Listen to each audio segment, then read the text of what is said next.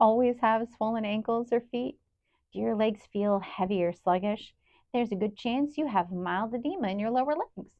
When you go into your doctor, you will hear that you need compression socks. Oh, and also maybe some water pills. Depends on the doctor. This is Estelle, and today I'm going to break down what compression socks are,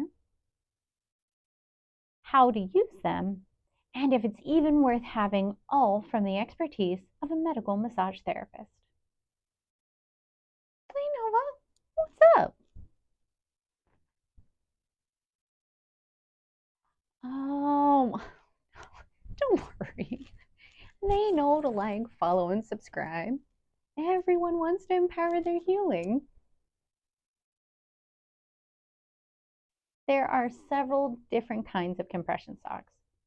There's this one that only covers the foot and ankle. This one only covers the lower leg, so it starts just under the knee and ends just above the ankle. And of course, the full compression sock that covers the whole kit and caboodle. There are ones that cover the whole legs, but those are for severe lymphedema and are prescribed by a doctor.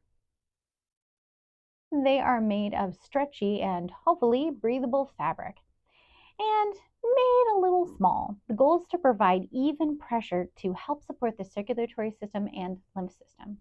See, our legs are farthest from our hearts and really affected by gravity. And our lymph system and interstitial fluids don't have a circulatory system. Your movement is the heart of your lymph system. We just don't move enough.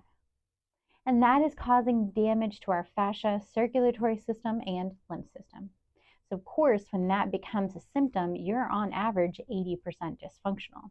And that's impacting your quality of life profoundly. Compression socks just cannot heal that systemic damage alone, but careful, gentle movement and things like massage can. I will say compression socks do help with symptom management, and they also can slow the degeneration, giving you more time to do the healing work you need to. Struggle to get something on like that? There are tools to help you get them on if you have mobility issues. They are not safe to sleep in unless you are given specific instructions from a doctor to do so. They are also dangerous if you have an undiagnosed blood clot.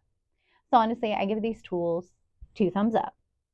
If there's a product you want me to review next, leave it in the comments. Thank you so much for watching. Comment below if you have any questions.